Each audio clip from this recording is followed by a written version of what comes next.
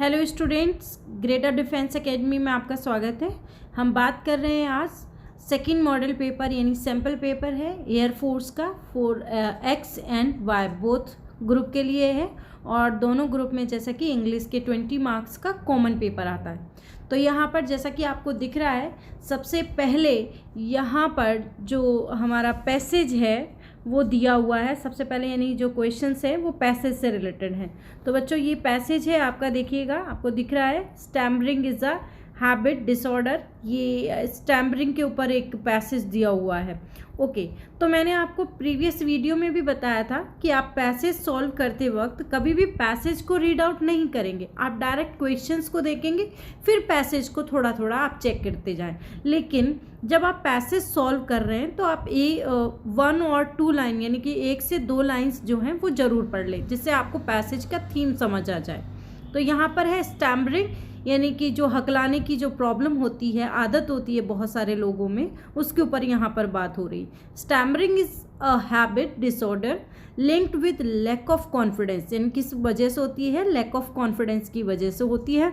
अभी मेरा एक स्टूडेंट है एयरफोर्स में सेलेक्ट हुआ है। कुछ लोगों ने उसके लिए बोला था कि आपका सिलेक्शन नहीं हो सकता है, आप जो है जीडी से आउट हो जाएंगे, लेकिन ऐसा नहीं हुआ। उसको मैंने बहुत अच्छे से प्रैक्टिस करवाया सेकंड फेज़ के लिए, जीडी के लिए। तो उस बच्चे ने भी बहुत ही अच्छे से मेहनत की और उस बच्चे का फाइनल लिस्ट में बहुत ही अच्छे स्कोर के साथ, मतलब वो बच्चा अभी सिलेक्ट हो गया है और उसका स्कोर भी बहुत अच्छा रहा है। तो चलिए खैर, यहाँ पर इसी प्रॉब्लम से रिलेटेड पैसेज दिया हुआ है और आपके इससे रिलेटेड कुछ क्वेश्चंस भी हैं। तो देखिए यहाँ पर हमने आपको पहले ही बोला है कि आपको क्या करना है, पैसेज जो है रीड आउट नहीं करना है, सिर्फ आपको थीम समझनी है। तो उससे रिलेटेड आप 1 से 2 लाइन समझ लेंगे। Basically for a child to understand a language there are 4 stages. उसके अलावा वो बच्चे जो है, छोटा बच्चा होता है, उसमें किस तरीके से सीखने भाषा है, उसको सीखने की कितने स्तर होते हैं? 4 स्तर हैं। वो इस तरीके से पैसेज कह रहा। और स्टैमरिंग आपको ध्यान रखना है, मेन हमारा पॉइंट है। तो यहाँ पर हम देखें स्टैमरिंग इज कॉज्ड बिकॉज, किस वजह से होती है। तो देखिए हमको पहली लाइन में ही आंसर मिल गया, सेल्फ कॉन्फिडेंस की वजह से होती है। तो हमारा जो आंसर हो जाएगा वो क्या हो जाएगा बच्चों? सी। देखिए हमने कहा था कि आप पैसेज की सिर्फ 2 या 3 लाइन पढ़ लो। अगर आपको फर्स्ट लाइन से क्लियर हो रहा है तो आप स्किप कर सकते हो सेकंड लाइन, अगर नहीं क्लियर हो रहा है तो आप सेकंड और थर्ड लाइन भी पढ़ सकते हैं। लेकिन आपका रीडिंग जो है वो बहुत फास्ट होने चाहिए, क्योंकि आपका टाइम वेस्ट नहीं हो, इसका आप बहुत अच्छे से एग्जाम में ध्यान रखें। ओके, तो यहाँ पर हमने देखा कि फर्स्ट क्वेश्चन जो है stammering is a caused because of, मतलब किस वजह से है, क्या कारण होता है उसका, हकलाने की जो प्रॉब्लम है उसका क्या कारण होता है? लैक ऑफ कॉन्फिडेंस, यानी कि आत्मविश्वास की जो कमी है वो उस वजह से होता है। ओके, तो हम यहाँ पर नेक्स्ट क्वेश्चन देख लेते हैं। The second stage of a child's understanding the language is, मतलब जो दूसरा उसका स्तर होता है एक बच्चे का समझने का भाषा का, वो क्या है भाषा के अंदर। तो हम वापस से पैसेज पे जाते हैं। तो यहाँ पर है सेल्फ को, हमने यहाँ पर 3 स्टेजेस ये पढ़ चुके थे। The first is learning to understand the spoken language, पहले तो जो बोली हुई भाषा है उसको सीखना। फिर दूसरी स्टेज के ऊपर बात की है, दैट इज स्पीकिंग, फिर वो उसको बोलता है। तो यहाँ आंसर हमारा क्या हो जाएगा बच्चों?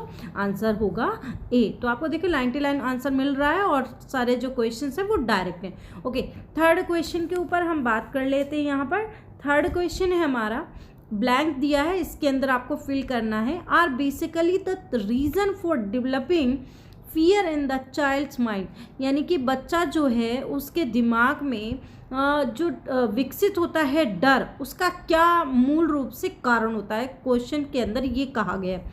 तो हम देख लेते हैं डर का क्या कारण है या उसका विकास किस तरीके से होता है।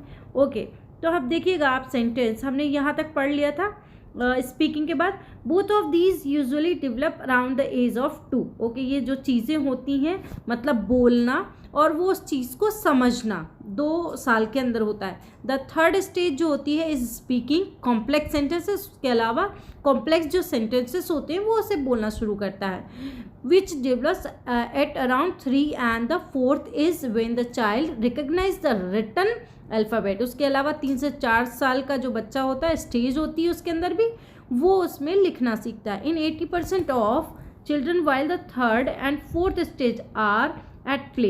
ये छोटे बच्चे होते हैं जो कि खेलना शुरू कर देते हैं। The first to get disturb because something new is being incorporate in the mind.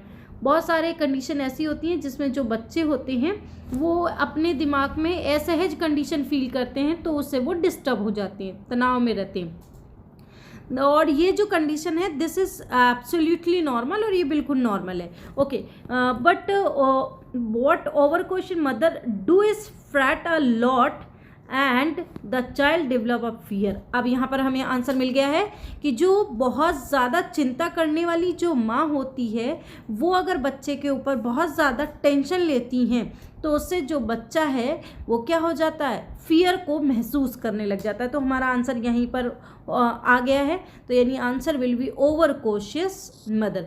अब देखिएगा यहाँ पर नेक्स्ट जो क्वेश्चन है that is fluency in such patients can be incorporate in the speech of such patients through. मतलब कि जो fluency है, इस तरीके के जो स्टैमरिंग जिन लोगों को होती है प्रॉब्लम, कैन बी इनकॉर्पोरेट, किस तरीके से उसको क्रिएट किया जा सकता है in the speech of such patients through. मतलब उसका क्या प्रोसेस होता है कि फ्लुएंसी को हम किस तरीके से उनमें भर दें, मतलब वो उस चीज़ को अपने आप में एडजस्ट कर लें। तो यहाँ पर देखिएगा, हम देख लेते हैं तो आपको दिख रहा होगा, हमने यहाँ तक लाइन तो वैसे भी पढ़ लिया है, मदर तक। Many faces tell when stammering.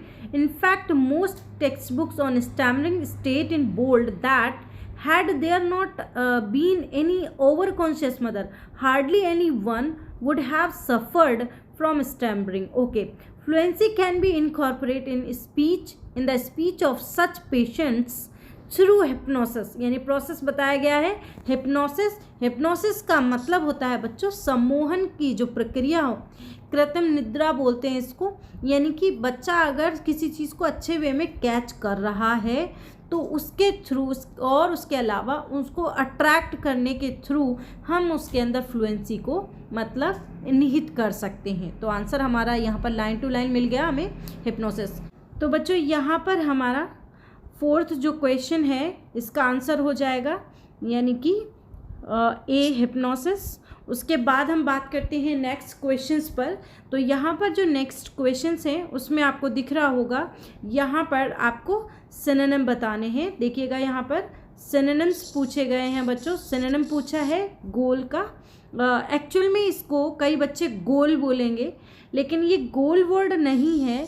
गोल का स्पेलिंग GOAL, गोल, इसे हम गोल बोलते हैं जिसका मतलब होता है बच्चों लक्ष्य, एम होता है। उसके अलावा ये जो वर्ड है दैट मीन्स जेल, ये जेल है GA, यहाँ पर OAL, सॉरी GAOL, जेल यहाँ पर वर्ड है हमारा। और इसका मतलब अगर आपको प्रोनाउंसिएशन इस शब्द का क्लियर है तो आप इसका मीनिंग भी देख सकते हैं। और हिंदी में भी हम इसे जेल कहते हैं, और एक आपका स्पेलिंग JAIL, जेल यहाँ पर है। तो आंसर हमारा हो जाएगा C, जेल। डेस्टिनेशन का मतलब तो क्या होता है, लक्ष्य होता है, अंतिम स्थान भी कहते हैं। गार्डन क्लियर है, बर्ड आपको क्लियर है, तो आंसर यहाँ पर हो जाएगा C। अब देखिएगा इस क्वेश्चन के अंदर अगर मैं बात करूँ तो आपको कंफ्यूजिंग वर्ब्स जो क्लियर हैं तो आप इस वर्ड का आंसर कर सकते हो। और यहाँ पर एक चीज़ और ध्यान रखिएगा, मैंने 2 कंफ्यूजिंग वर्ड्स बताए हैं। फर्स्ट इज़ गोल जिसका मतलब लक्ष्य यानी कि एम, एंड नेक्स्ट जो मैंने इसी का बताया दैट इज़ जेल। और जेल यानी कि आपको पता ही है कारागृह भी बोलते हैं हिंदी में, और इंग्लिश में जेल GAOL और JAIL दोनों रहेंगे। और इसी से आप एक चीज़ और ध्यान रखें बच्चों कि जेलर की अगर आपसे स्पेलिंग पूछी जाए तो जेलर की स्पेलिंग JAOLER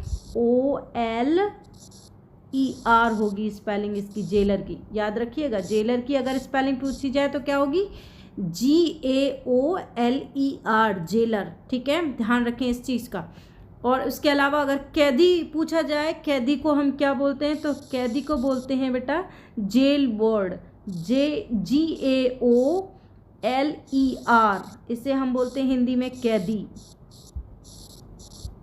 ठीक है, जेलर तो आपको क्लियर होगा, और जेलर जो है उसके अलावा जेल बर्ड लिखना था, मैंने वापस जेल लिख दिया है।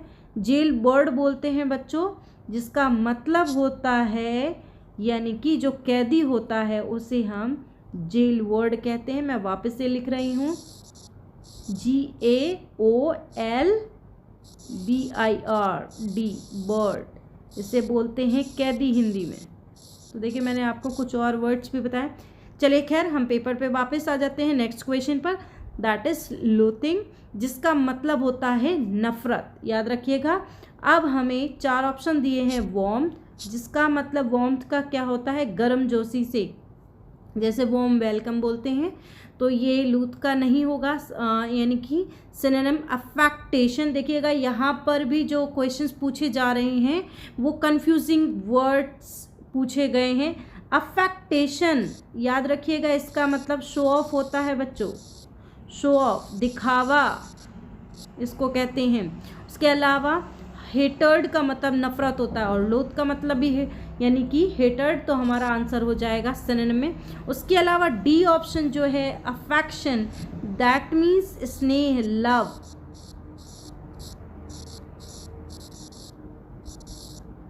ठीक है, याद रखिएगा। चलिए तो 5th क्वेश्चन आपको क्लियर हुआ, 6th क्वेश्चन क्लियर हुआ। अब हम नेक्स्ट क्वेश्चन के ऊपर बात कर रहे हैं, ध्यान रखिएगा आप लोग। नेक्स्ट क्वेश्चन आपसे पूछा गया है, आपको दिख रहा होगा, एंटोनिम्स पूछे जा रहे हैं। Antonyms, each of the following antonym consist of a word following by 4 words, select the antonym of the word as free the context. उसके अलावा आपको कहा है कि आप इन दोनों का क्या बताइए, एंटोनिम बताइए। 3 वर्ड दिए हैं, सॉरी यहाँ पर 2 नहीं 3 दिए हैं। चलिए तो वर्ड है हमारा गिल्टी, इसका आपको बताना है एंटोनिम क्या होगा। गिल्टी का मतलब तो आपको पता ही होगा कि जो मतलब कि एक तरीके से जो सजा के पात्र हो, दैट इज गिल्टी।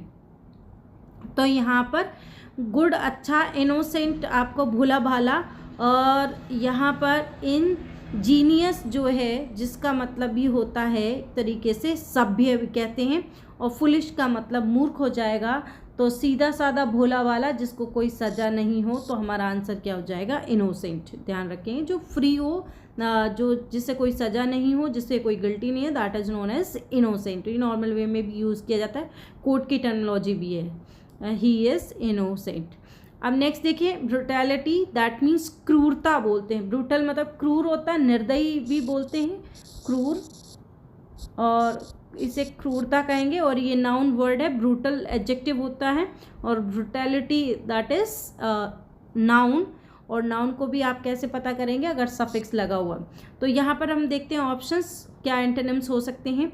मर्सी यानी कि क्या होता है, दया, ममता भी कहते हैं, और उसके अलावा बेस्टिलिटी और क्रूअल्टी, और उसके अलावा ह्यूमैनिटी। तो आंसर हमारा ऑब्वियस है, क्या हो जाएगा, डी, ह्यूमैनिटी मतलब मानवता। ध्यान रखिएगा। चलिए next word is fat. Fat का मतलब आपको क्लियर ही है ना, चर्बी वाला जैसे। और क्लीन, मीन, मीन का मतलब ही होता है बेटा।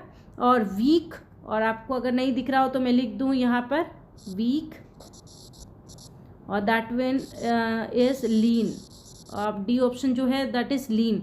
अगर मैं बात करूं लीन की, तो आंसर आपका लीन ही होगा, वीक नहीं होगा। ध्यान रखिएगा, वीक जो होता है, हेल्दी पर्सन भी वीक हो सकता है, लेकिन यहाँ पर फैट का अगर अपोजिट पूछा है, दैट इज लीन। लीन का मतलब होता है जो कि यानी कि जिसके अंदर फैट ना हो। जैसे कहते हैं एथलीट शुड बी लीन, यानी कि उनको जो है फैटी नहीं होना चाहिए, फैट बिल्कुल नहीं होना चाहिए, पतला होना चाहिए उनको। तो पतला यानी कि एक थिन होता है बच्चों, और एक लीन होता है, एक वीक होता है, अकॉर्डिंग टू सिचुएशन यूज़ होता है। लीन का मतलब जो मतलब एक तरीके से अंदर से स्ट्रॉन्ग हो, बट उसके अंदर फैट नहीं हो। तो एथलीट्स के लिए ये वर्ड यूज़ किया जाता है, लीन। याद रखेंगे आप लोग। चलिए तो आपको 7, 9, 8 एंड 9 ये एंटोनिम्स पूछे थे, ये क्लियर होंगे। चलिए हम नेक्स्ट क्वेश्चन पे बात करते हैं। तो यहाँ पर बच्चों नेक्स्ट हमारे जो क्वेश्चंस हैं जिसके अंदर पूछा जा रहा है आपसे वन वर्ड्स बताने, आपको फटाफट बताइएगा। फर्स्ट हमारा यानी कि 10th जो वन वर्ड है, समथिंग दैट अकर्स इर्रेगुलरली, कोई चीज़ जो है वो इर्रेगुलर वे में घटित होती है, उसे हम क्या कहेंगे? तो फर्स्ट ऑप्शन है अनकॉमन, सेकेंड है स्पैराडिक, और सी ऑप्शन है constant, and D option is persistent. तो ध्यान रखिए, अनकॉमन मतलब असामान्य, स्पैराडिक का मतलब होता है छुटपुट भी बोलते हैं, बीच बीच में, इसे हम बोलते हैं हिंदी में छुटपुट या बीच बीच में, या फिर रुक रुक के, बीच बीच में बोलेंगे इसे। उसके अलावा स्पैराडिक और कांस्टेंट का मतलब तो क्या होता है? सतत, और परसिस्टेंट का मतलब जो चीज़ जारी हो। तो आंसर हमारा स्पैराडिक हो जाएगा, जो कि रुक रुक कर हो, समथिंग दैट अकर इर्रेगुलर वे में। Okay, next is the absence of law and order. ये अगर आपने मेरा वीडियो देखा हो जिसके अंदर मैंने आर्कियन रूट वर्ड से सारे के सारे वर्ड्स बताए थे, तो आप फटाफट इस क्वेश्चन का जवाब दे सकते हो। जिन भी बच्चों ने मेरा वीडियो नहीं देखा है आर्कियन से रिलेटेड, मैंने आपको वन वर्ड्स बताए थे, वो वीडियो आप ज़रूर चेक कर लें। उसके अलावा आर्कियन से रिलेटेड जो है एग्ज़ाम के अंदर बहुत बार रूट वर्ड से रिलेटेड क्वेश्चन या फिर वन वर्ड के अंदर पूछा गया है, तो आप वो वीडियो भी ज़रूर चेक कर लें। चलिए, तो यहाँ पर हम देखते हैं आंसर क्या हो जाएगा। The absence of law and order, इसे हम हिंदी में बोलते हैं अराजकता, यानी कि आंसर अगर आपको क्लियर है तो देखते हैं आप लगा सकते हो अनार्की, क्योंकि absence of law and order क्या मतलब गवर्नमेंट की बात हो रही है, तो आर्कियन का मतलब रूल होता है, और रूल अगर नहीं है मतलब एब्सेंस है, तो एन का जो प्रीफिक्स है उसका मतलब होता है एब्सेंस। तो आर्कियन जो है वो यहाँ पर रूट वर्ड है जिसका मतलब होता है टू रूल या फिर गवर्नमेंट। याद रखिएगा, यहाँ पर इसका मतलब गवर्नमेंट होता है, ठीक है, ध्यान रखेंगे आप लोग। और रिबेलियन, म्यूटिनी एंड रिवोल्ट, ये तीनों के तीनों आपस में एक दूसरे के सिनोनिम है। म्यूटिनी का मतलब बगावत, रिबेलियन का मतलब भी होता है बगावत या बदला, है ना, और रिवोल्ट है जिसका मतलब भी होता है एक तरीके से बदला या बगावत लेना किसी से। चलिए नेक्स्ट हम यहाँ पर देख लेते हैं अगला क्वेश्चन क्या पूछा जा रहा है। अगला क्वेश्चन यहाँ पर है बच्चों मिस स्पेल्ट वर्ड का। तो आपसे पूछा जा रहा है यहाँ पर, देखिए मिस स्पेल्ट वर्ड का भी मैं आपको बता देती हूँ कॉन्सेप्ट क्या रहता है। जैसे मेरा पिछला वीडियो जो आपने देखा हो जिसके अंदर मैंने आपको बताया था मिस स्पेल्ट वर्ड जो है 4 वर्ड्स थे, वैसे उसके अंदर एरर था बच्चों, चारों ऑप्शंस करेक्ट थे, 4 डिफरेंट वर्ड्स थे, लेकिन इसके अंदर जो क्वेश्चन दिया जा रहा है उसके अंदर क्या है कि एक ही वर्ड है, उनको 4 तरीके से लिखा हुआ है। तो आप ये भी ध्यान से समझ लीजिएगा, या तो आपसे डिफरेंट वर्ड होंगे, उनमें से पूछा जाएगा कि करेक्ट कौन सा है या फिर गलत कौन सा है, और इसके अलावा एक सेंटेंस को ही 4 तरीके से लिखा होगा। तो आप ये ध्यान रखें, कभी कभी डिफरेंट वे में देता है एग्ज़ाम। तो यहाँ पर आपसे डेफिनेटली कि या तो स्पेलिंग जो है वो ऑब्वियस है, जब एक ही स्पेलिंग है तो आपसे सही पूछी जा रही होगी और 3 जो होंगी वो गलत होंगी। तो मैं आपको बता दूं बच्चों, बहुत सारे बच्चे इसमें कंफ्यूज होते हैं। डिफाइन जो होता है उसकी स्पेलिंग क्या होती है? DEFINE, लेकिन अगर आप बात करो डेफिनेटली तो DEFINI,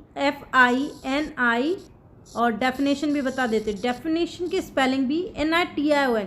कई बच्चे NATION करते हैं, दैट इज़ रॉन्ग, बहुत अच्छे से समझ लेना। तो यहाँ पर अगर हम इसके अंदर ly सफिक्स लगाते हैं जो कि वर्ड फॉर्मेशन कहलाता है, तो ये बन जाएगा एडवर्ब। डिफाइन वर्ब है, ly लगाने पर एडवर्ब बन जाएगा, और definition as a noun form. तो मैंने यहाँ पर मिसस्पेल्ड वर्ड भी बताया, और ये बेसिक है, चीज़ें आपको ध्यान होनी चाहिए। तो यहाँ पर करेक्ट स्पेलिंग आप देख लीजिएगा कौन सी होगी बच्चों, ए आंसर होगा। कई बच्चे इसको बी ऑप्शन लगाएंगे, तो बी ऑप्शन इसका कभी नहीं हो सकता है, ठीक है, क्योंकि डेफिनेशन के स्पेलिंग भी बहुत सारे बच्चे DEFINATION करते हैं, that is wrong. Okay, I hope आपको क्लियर होगा। 12th question. Next one is symmetry की स्पेलिंग पूछी है, जिसका मतलब कब्रिस्तान।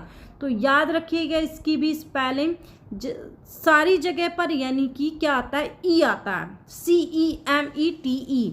बस आर के बाद में कुछ भी नहीं लगाया, सिर्फ आर के बाद जस्ट वाई जोड़ दिया, तो answer will B A. Symmetry का मतलब कब्रिस्तान होता है। आई होप क्लियर होगा 13 क्वेश्चन।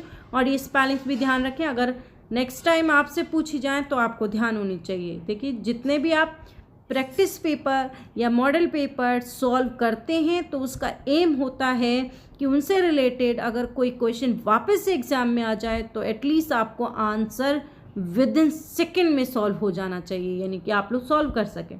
ओके, उसके अलावा आपको यहाँ पर इन पेपर से ये भी क्लियर हो रहा होगा कि जो है एग्ज़ाम के अंदर किस टाइप से क्वेश्चंस पूछे जाते हैं। ठीक है, चलिए तो हम यहाँ पर नेक्स्ट बात कर रहे हैं 14th क्वेश्चन पर। और 14th क्वेश्चन के अंदर 2 फिल इन द ब्लैंक्स दिए हैं, आपको यहाँ पर फिल करने हैं, ऑप्शंस देखने हैं उसके अकॉर्डिंग। तो 14 जो क्वेश्चन है, take care of the end the arts will take care of themselves. आप देखिएगा जब घंटे की बात हो रही है, अगर आप इसको थोड़ा सा बेसिक कॉन्सेप्ट के साथ भी समझोगे तो घंटे के साथ में देखिए डेज नहीं आएगा, ईयर्स नहीं आएगा, सेकंड, यानी कि घंटा अगर बनता है तो किससे बनता है, आप ऑब्वियस समझिए मिनट से, और मिनट किससे बनता है, सेकंड से। तो इस वे में अगर आप इस सेंटेंस को मतलब बहुत ज़्यादा ना समझते हुए आप थोड़ा सा अपना मतलब नॉर्मल एक जनरल सेंस यूज़ करें तो आप यहाँ आंसर कर सकते हैं। 14th के अंदर क्या हो जाएगा, take care of minutes and the arts will take care of themselves. ठीक है, तो ये हमारा आंसर हो जाएगा minutes. Okay, next fill in the blanks देखते हैं। The stenographer is very efficient, he is. अगर आप इसको थोड़ा सा समझें तो स्टेनोग्राफर की प्रशंसा हो रही है यहाँ पर, वो कैसा है, वेरी एफिशिएंट है, कुशल है। He is to his form, अपनी जो कंपनी है, फार्म है, उसके लिए वो क्या हो गया यहाँ पर, एक क्रेडिट है, विश्वसनीयता है, क्रेडिट का मतलब विश्वसनीय होता है, ब्लेसिंग है, एसेट है, बून है, बून का मतलब वरदान है। तो अगर आप इस तरीके के सेंटेंस को सॉल्व करो तो जनरल कंडीशन है, सिंपल सी बात है, अगर किसी व्यक्ति को कहा जाए कि ये इस कंपनी के लिए लॉयल है तो लॉयल है, तो और जो एम्प्लॉयज़ होते हैं किसी कंपनी के वो उसके असेट्स होते हैं। तो ये दोनों सेंटेंसेस जो हमारे थे 14 and 15 both are general sense से रिलेटेड सेंटेंसेस थे। इसके अंदर ग्रामर का कोई रूल फॉलो नहीं हो रहा था। तो यहाँ पर आप जनरल सेंस से करेंगे फिल इन द ब्लैंक्स, तो answer will be asset, an asset to his firm. ठीक है, क्लियर है 14th एंड 15th क्वेश्चन। ओके, तो नेक्स्ट क्वेश्चन पे हम बात करते हैं 16 एंड 17। देख ले क्या पूछ रहा है, फ्रेज पूछ रहा है। और फ्रेज के लिए हम बात करें, अगर आपको मीनिंग याद है, डायरेक्ट फ्रेज याद है, तो आप फटाफट फ्रेज को भी सॉल्व कर सकते हैं, इडियम्स एंड फ्रेजेस को। Okay, to show one's white word, okay, किसी को जो है सफ़ेद शब्दों को व्यक्त करना, कुछ ऐसा। लेकिन देखिए इडियम्स एंड फ्रेजेस का यही मीनिंग होता है कि कहा कुछ और जाता है, मीनिंग कुछ और निकलता है। तो यहाँ पर आपको बताना है to show one's white words, इसका क्या मीनिंग है। तो ध्यान रखिएगा, सफ़ेद शब्द मतलब कि कायरता की निशानी, सफ़ेद शब्द मतलब कायरता की निशानी। तो आंसर हो जाएगा हाँ मेरा, यानी कि B answer will be correct answer of this idiom and phrases. Okay, next आप याद रखिएगा, a good teacher should have the gift of gap, यानी कि एक अच्छे टीचर को should have the gift of the gap, उसे मतलब बोलने की अच्छी एक, जैसे नेता होता है उसे भी गिफ्ट ऑफ द गैप में मोदी जी को कहा जाता है, उनको बोलने की बहुत ही अच्छी मतलब क्षमता वाले इंसान के रूप में रिप्रेजेंट किया जाता है। तो गिफ्ट ऑफ द गैप अकेला भी पूछा जाता है, बहुत बार ये इडियम आई हुई है 10+2 के एग्ज़ाम में, उसके अलावा SSC के अंदर भी ये पूछी गई है। तो आप ध्यान रखें इसको, talent of speaking, gift of the gap, यानी कि मोदी जी जो है ये मीडिया में दिखाया जाता है कि वो बिना देखे यानी कि बहुत लंबे टाइम तक स्पीच दे सकते हैं, तो उनको गिफ्ट ऑफ द गैप कहा जाता है, और टैलेंट फॉर स्पीकिंग, बोलने का। क्लियर है, चलिए तो नेक्स्ट हम देखते हैं अगला क्वेश्चन, यानी कि इडियम्स 2 यहाँ पर पूछी गई। एज सच अगर मैं बात करूँ, ये मॉडल पेपर या सैम्पल पेपर है जिसके अंदर 2 इडियम्स पूछी गई हैं। एज सच एक इडियम पूछी जाती है, एक वन वर्ड का फॉर्म पूछा जाता है। 3 फिल इन द ब्लैंक्स और 3 एरर। तो अब यहाँ पर आ गए, देख लेते हैं। तो ये 3 एरर दी हुई हैं। उसके अलावा कभी कभी ये चीज़ें चेंज भी कर देते हैं, डिपेंड ऑन एग्ज़ाम कंडक्ट किस तरीके से हो रहा है, कई बार चेंजेस भी कर सकते हैं। तो आपको ध्यान रखना है इन सभी चीज़ों का। चलिए नेक्स्ट देखते हैं। In this section a number of sentences are given and find out the error. Error find out करनी है आपको, फटाफट देखिएगा बच्चों। The man is the only living creature that can speak and smile. यानी कि हमारे यहाँ पर बहुत सारे क्रिएचर्स हैं, ठीक है। बहुत सारे क्रिएचर्स में से स्पेशलिटी अभी किसकी शो हो रही है? मैन की शो हो रही है। तो यहाँ पर मैन के साथ में द का यूज़ ना हो करके अ मैन, यानी कि बहुत सारे क्रिएचर्स में से किसकी बात हो रही है? A man is the only creature that can speak and smile, जो कि बोल सकता है और हंस सकता है, स्माइल कर सकता है, मुस्कुरा सकता है, ये कह रहा था। तो एरर हो गई मतलब फर्स्ट पार्ट में, यानी कि error will be in first portion, यानी कि ए के अंदर एरर हो गई है। चलिए नेक्स्ट क्वेश्चन देखते हैं। बाइबल सेट, तो आपको पता ही है गीता, कुरान, रामायण, ये जो हैं हमारी हॉली बुक्स हैं, उनसे पहले भी आर्टिकल द का यूज़ होता है। तो यहाँ पर एरर इस पार्ट में भी, मतलब ए पार्ट में हमारे यहाँ पर भी एरर हो गई है। उसके बाद हम नेक्स्ट क्वेश्चन पे बात करते हैं। And horse is running in the ground. देखो इसमें भी आर्टिकल की एरर है। तो आप हॉर्स की बात करें तो कैसे लिखेंगे? ह से शुरुआत करेंगे, तो अकॉर्डिंग टू आपको साउंड यानी कि फोनेटिक्स के हिसाब से आर्टिकल ए और एन और द का यूज़, सॉरी द नहीं, ए और एन का यूज़ किया जाता है अकॉर्डिंग टू फोनेटिक्स। तो यहाँ पर एन का यूज़ ना करके हमें किसका यूज़ करना है? ए। तो सारी एरर देखिए ए पार्ट में है। अब ऐसा क्या होता है, जैसे 2 बार ए आ गया और तीसरी बार भी ए आंसर आ रहा है, तो काफ़ी सारे बच्चे ऐसे होते हैं जो ये सोचते हैं कि ए आंसर अब अगेन नहीं हो सकता। तो आप ऐसा मत कीजिए, एग्ज़ाम में बहुत बार ऐसा करते हैं बच्चों को जो है कंफ्यूज करने के लिए। ए अगर आंसर आ रहा है तो वो आप ऐसा मत सोचिए कि नहीं आ सकता। आप अपने कॉन्सेप्ट को ध्यान रखें, अकॉर्डिंग टू योर कॉन्सेप्ट आप आंसर लगाइए, आपका सही होगा। अगर कॉन्सेप्ट के हिसाब से आगे देखोगे तो आप बिल्कुल सही है स्टेटमेंट। तो यहाँ पर आंसर हमारा यानी कि तो तीनों जो हमारे क्वेश्चंस थे यानी किसके? एरर के, उन तीनों क्वेश्चंस के अंदर आपको ए पार्ट में ही एरर और तीनों ही आर्टिकल की एरर दी हुई। आई होप आपको ये पेपर कंप्लीट समझ में आया होगा। उसके अलावा जितने भी वोकैब इस के अंदर मैंने यूज़ किए उनका मैंने आपको मीनिंग बताया है, और आप भी सर्च आउट करें, उसके अलावा देखें।